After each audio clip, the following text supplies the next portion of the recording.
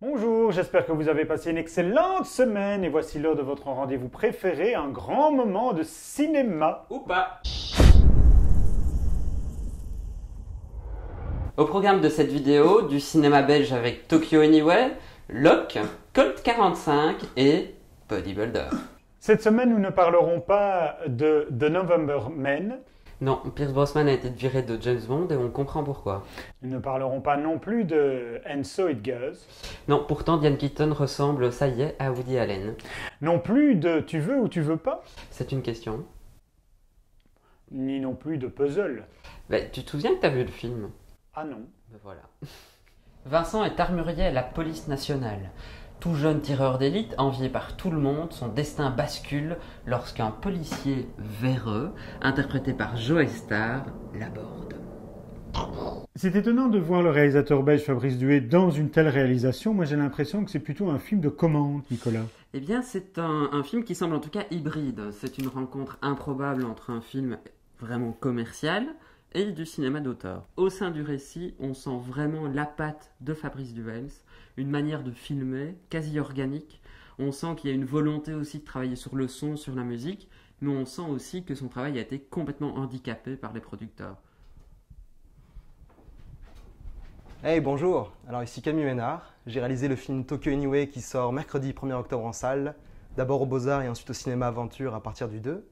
Alors c'est l'histoire de quatre trentenaires à qui tout sourit dans la vie et en un jour tout va basculer pour eux. Donc il y a du drame, il y a de la comédie, il y a du sexe, il y a de l'amour, il y a un peu tout, il y a même une séquence à la plage. Allez le voir. Ivan Locke, Bonjour. à la veille d'un énorme chantier, Oh là là, quel travail. alors qu'il est censé passer la soirée avec ses enfants Papa. et son épouse, On va regarder le foot, s'il te plaît. il prend sa voiture. Ah, la voiture. Il rejoint en fait une femme, prête à accoucher. Est-ce que tu m'aimes? Dis-moi que tu m'aimes. Ben, je ne sais pas, mais j'ai une femme et des enfants, mais je ne veux pas t'abandonner comme l'a fait mon père. Après, c'est totalement dithyrambique sur ce film magnifique, extraordinaire. Pourtant, un huis clos pendant 1h30, 2 heures dans une voiture, n'est-ce pas un peu long? Le réalisateur change d'axe caméra, arrive vraiment à travailler l'espace, de manière un peu sans doute esthétisante quand même, mais c'est surtout c'est Tom Hardy qui porte le film. Il y a vraiment un travail d'acteur. Pouchka. Oui, mais réellement, il est d'abord il est méconnaissable. Il est d'une sincérité, il est vraiment troublant, il est troublé, on a l'impression d'être face réellement à un type qui est divisé, qui sait pas quoi faire. Et c'est captivant parce que ce type est franchement, il a abattu et il essaye de faire les choses le mieux possible et de corriger une erreur. Antoine a monté une petite combine qui se retourne contre lui, il est obligé d'aller se planquer chez son père, un père qu'il n'a jamais connu et qui est passionné par le culturisme.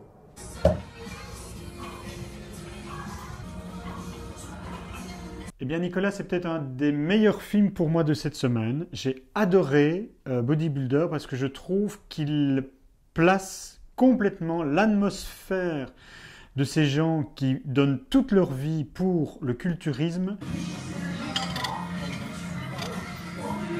Au casting, nous avons le père, qui est joué par François Yolin-Cauvin, qui est impressionnant de corps, quoi. Si on n'avait pas ce personnage-là, le film ne tient pas du tout la route. On a Marina Foïs qui joue la petite amie, qui est juste merveilleuse, avec des ongles complètement travaillés, des petits tatouages. Enfin, elle est juste succulente dans le rôle. Au niveau du fils, nous avons Vincent Rottier, que l'on avait vu dans un film belge, Le Monde nous appartient, mais qu'on avait vu également dans Renoir. Et enfin, nous avons le coach du père, qui est également le réalisateur, Roche Dizem. Je trouve qu'il est très très bon en directeur d'acteur. Je trouve qu'il ne fait pas de proposition cinéma. Moi, j'ai un gros souci sur la dynamique générale du scénario. Il y a des vrais soucis de raccord. Donc il y a des vrais soucis de mise en scène et d'erreurs de script sur le film. Nous allons rester là pour cette semaine. Nous nous retrouvons mercredi prochain pour une nouvelle émission, un grand moment de cinéma. D'ici là, n'hésitez pas à Likez. nos vidéos et en parler surtout autour de vous et à les partager. Bonjour, alors j'ai vu une vidéo.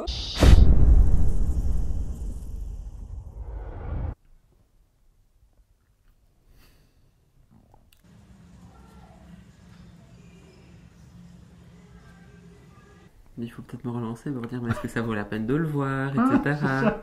Tu vois? C'est son épouse et ça c'est la connasse. Mais maintenant tu peux faire l'inverse.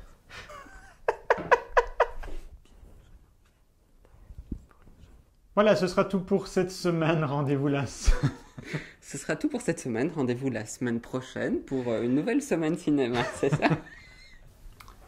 C'est tout? Oui, c'est déjà pas mal.